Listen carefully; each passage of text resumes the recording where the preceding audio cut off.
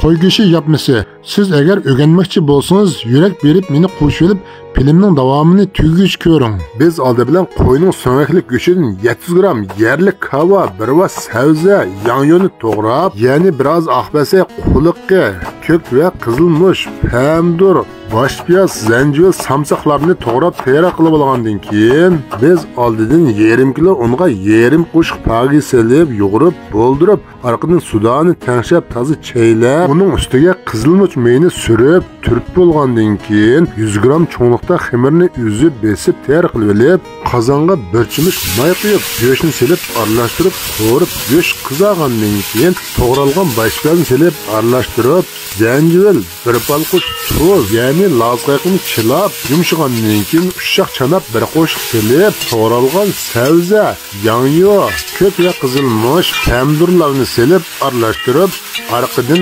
aralashma dermekdan bir qo'shiq yejing, yangyodan 5 gram selib, aralashtirib, qo'rib, orqadan taxminan 1 kilogram atrofida suv quyib, ta'min tanshab, tovoqni yepib, qozon qaynagandan keyin oldidan to'g'rab tayyor qilib olgan kavun selib, uning ustiga basay, samsoqlarni selib, tayyor qilib olgan xamirimiz tingandan keyin bir qat selib, chaplashib qolmaslik uchun ustiga sho'rpasini chechib, yana bir qat selib, uning ustiga yana sho'rpasini chechib, tovoqni yepib 12 minut dumlab pishirib tayyorlasak bo'ladi. Sizningmi oilada bolalaringiz bilan jam bo'lib, mushundaq o'qitib etgan yapmini yeyingiz bormi? Sizning agarda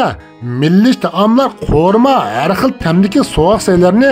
o'rganishga ehtiyojingiz bo'lsa, qo'llash yusidan alt raqamni yo'llab, yurak berib meni qo'shiling.